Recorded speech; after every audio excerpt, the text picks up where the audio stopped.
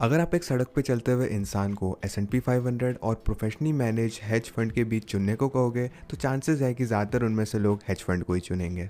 और ये चीज़ सेंस भी बनाती है। आप लोग ब्रॉड मार्केट में इन्वेस्ट ही क्यों करोगे जब आपके पास हंड्रेड्स ऑफ फाइनेंशियल प्रोफेशनल्स हैं जो कि आपके पैसे को डे टू डे बेसिस पे मैनेज कर रहे हैं। हालांकि ये अपॉर्चुनिटी काफ़ी ज़्यादा अट्रैक्टिव लगती है, एक आम इंसान के लिए हेज फंड का एक्सेस बिल्कुल नहीं होता।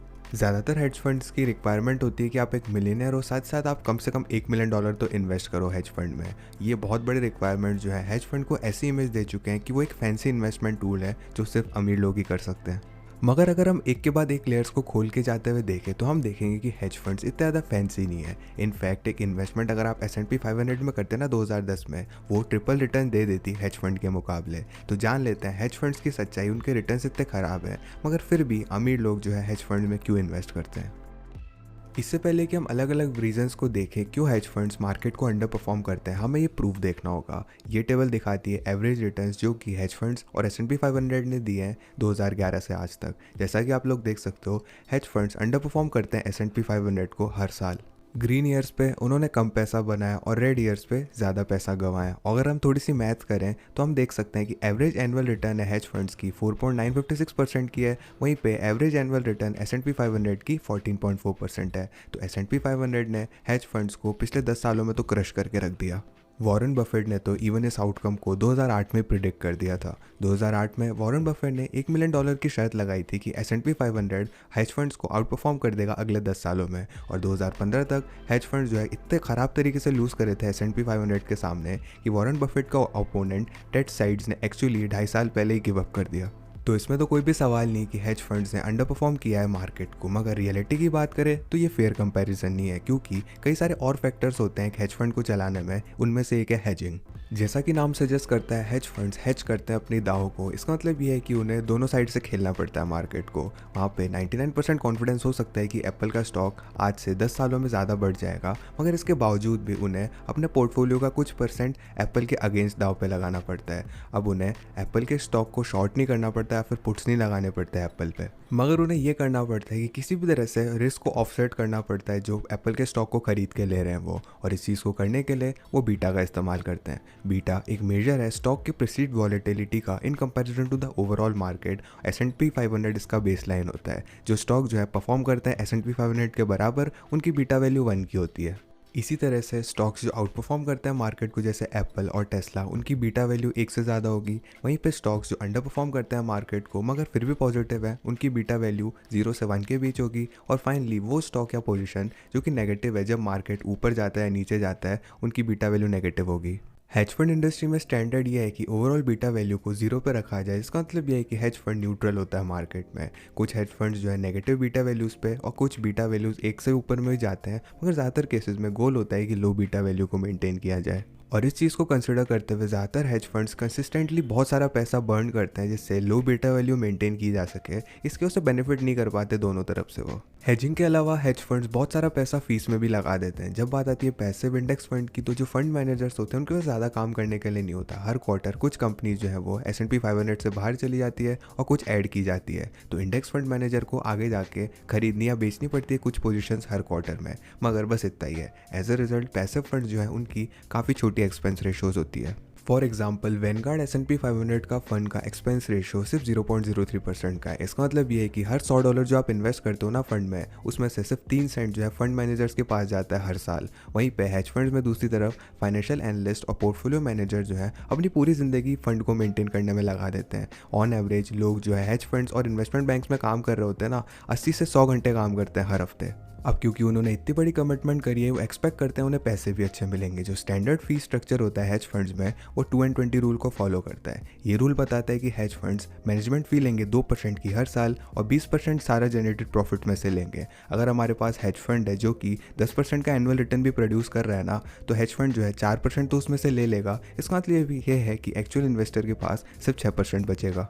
और इन्वेस्टर्स के लिए चीज़ों को और ख़राब करने के लिए जितनी अच्छी ट्रैक हिस्ट्री होती है ना हेज फंड की, जो उनकी फ़ीस भी उतनी ज़्यादा होती है। और वहीं पे दूसरी तरफ ये हाई फीस जो है काफ़ी कमाल की होती है हेज फंड मैनेजर्स के लिए। 2020 में फॉर एग्जांपल जो top paid hedge fund manager था ना, चेस कोलमैन, उसने $3 बिलियन कमाए थे। अब मुझे लगता है आप देख सकते हो कि इतना ज़्यादा पैसा मिलता है तो कोई भी डेंट जो है बना देगा इन्वेस्टर के रिटर्न में ये।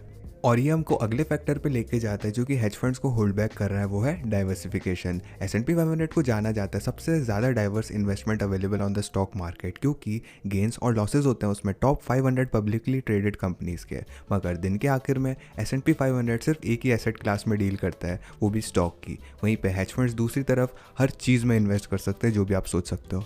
वो इन्वेस्ट करते हैं real estate, land, derivatives, bond, private companies, foreign currencies और कई सारी चीज़ों में। हालांकि इनमें से कुछ इन्वेस्टमेंट जैसे डेरिवेटिव्स और प्राइवेट कंपनीज जो है वो S&P 500 से ज़्यादा रिटर्न देती है, मगर ज़्यादातर ऑल्टरनेटिव इन्वेस्टमेंट जो है ना वो स्टॉक मार्केट के आसपास भी नहीं आती।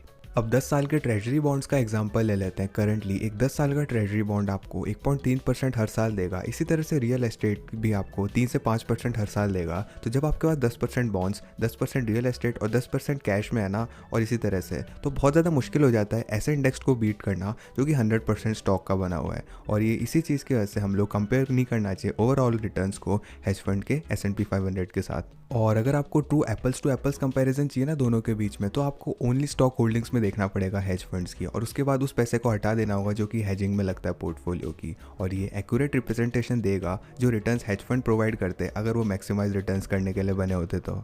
और हमें तो रिटर्न्स गेस करने की ज़रूरत नहीं है, क्योंकि कई सारे हेज फंड्स हैं जो यही चीज़ करते हैं, जो मैक्सिमाइज रिटर्न करने में फोकस करते हैं। और जैसा कि आप लोगों ने गेस कर ही लिया होगा, उनकी सारी एक्सपर्टीज़ और इनसाइडर नॉलेज की वजह से वो मार्केट को क्रश कर देते हैं। चक आरके का एग्जांपल ले लेते हैं। उन्होंने एनुअलाइज रिटर्न दिए हैं 46.4% के पिछले 3 सालों के अंदर। फिलिप लेफॉन्ट ने भी 49.4% की एनुअलाइज रिटर्न रेट पाई है पिछले 3 सालों में। बेसिकली हर कोई इस लिस्ट में है ना वो 30, 40 या 50% ईयर ऑन ईयर आफ्टर कमाता रहता है। मगर जो सबसे बेस्ट हेज फंड है पूरी हिस्ट्री में, वो है रेनिसेंस टेक्नोलॉजीज़ का मेडालियन फंड। और 1988 से मेडालियन फंड ने एनुअल एवरेज रिटर्न पाया 66% का।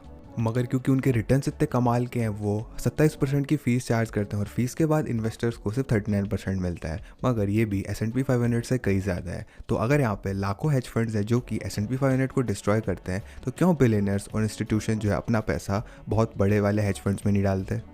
आंसर इसका सिंपल है। ये सारी चीज़ें फंडामेंटल पर्पस पे आ जाती है हेज फंड्स के।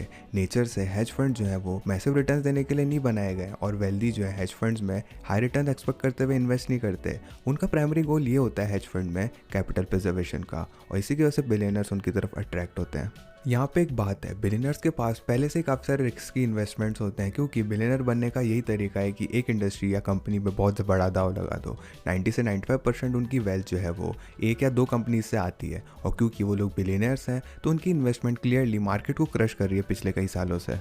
अब अमेज़ॉन का एग्जांपल ले लेते हैं। अगर आप लोग $500 अमेज़ॉन में इन्वेस्ट करते जब वो पब्लिक गए थे, तो आपके पास 324 शेयर होता है अमेज़ॉन को, या फिर $1.184 मिलियन के, जो कि ट्रांसलेट करता है एनुअल रेट ऑफ रिटर्न की 38.23% के। और इस चीज़ को कंसिडर करें तो आखिरी चीज़ जो जेफ बेजोस चाहेंगे कि वो आगे जाके 5% अपना अमेज़ॉन शेयर को जो वो लिक्विडेट करेंगे रिटर्न ओरिएंटेड इन्वेस्टमेंट में डाल दें।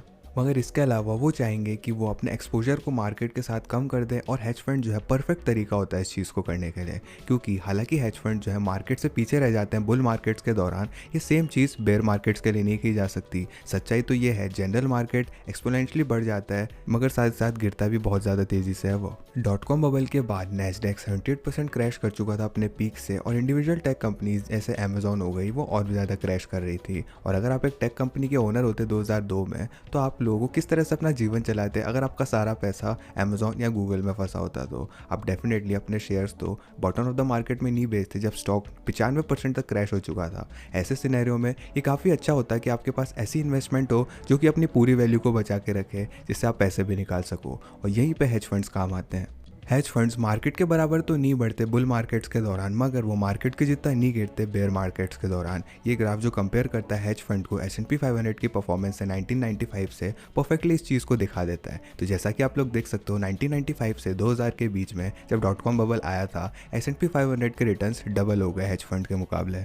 मगर वहीं पे .com क्रैश के दौरान हेज फंड तो सीधे चलते रहे, वहीं पे मार्केट क्रश हो गया 2002 में। हेज फंड ने लीड ले ली, और 2008 के फाइनेंशियल क्राइसिस में भी हालांकि हेज फंड थोड़े नीचे तो गए, मगर ड्रॉप जो है आधा ही था जितना मार्केट ने लिया था। और जो मार्केट है ओवरटेक नहीं कर पाया था हेज फंड को 2013 तक, या फिर लीड को लॉस करने के 11 साल बाद तक।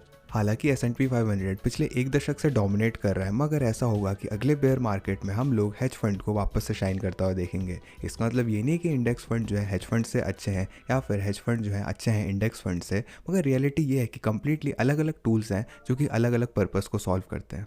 इंडेक्स फंड परफेक्ट है कैपिटलाइज करने में स्ट्रॉन्ग बुल मार्केट्स के दौरान, वहीं पे हेज फंड परफेक्ट है जनरेट करने में extremely consistent returns decade after decade तक। और दिन के आखिर में हेज फंड जो है काफ़ी कॉम्प्लेक्स लग सकते हैं, मगर इस तरह से नहीं जैसा कि आप सोचोगे। वो ऐसा कोई सीक्रेट टूल नहीं है जो कि अमीर लोग यूज़ करते हैं अरबों रुपए कमाने के लिए। इनफैक्ट वो लोग ज़्यादातर वेल्थ प्रिजर्वेशन टूल की तरह इस्तेमाल करते हैं उसका। और जब तक आपके पास tens of millions of dollars market में नहीं है, आपको कोई भी हेजिंग की ज़रूरत नहीं है हेज फंड के साथ। क्या आप लोगों को रियलाइज़ हुआ हेज फंड जितने फैंसी लगते हैं इतने है नहीं? कमेंट करके ज़रूर बताना। साथ साथ वीडियो को लाइक कीजिएगा अगर आपको लगता है कि इंडेक्स फंड ही सही तरीका है। और ऑफ कोर्स हमारे डिस्कॉर्ड कम्युनिटी को ज्वाइन कीजिएगा फ्यूचर वीडियो आइडियाज़ देने के लिए, और चैनल को सब्सक्राइब कीजिएगा बाकी क्वेश्चंस लॉजिकली आंसर्ड देखने के लिए। मैं था चिरंजीव, मैं मिलता हूँ आपसे अगली वीडियो में।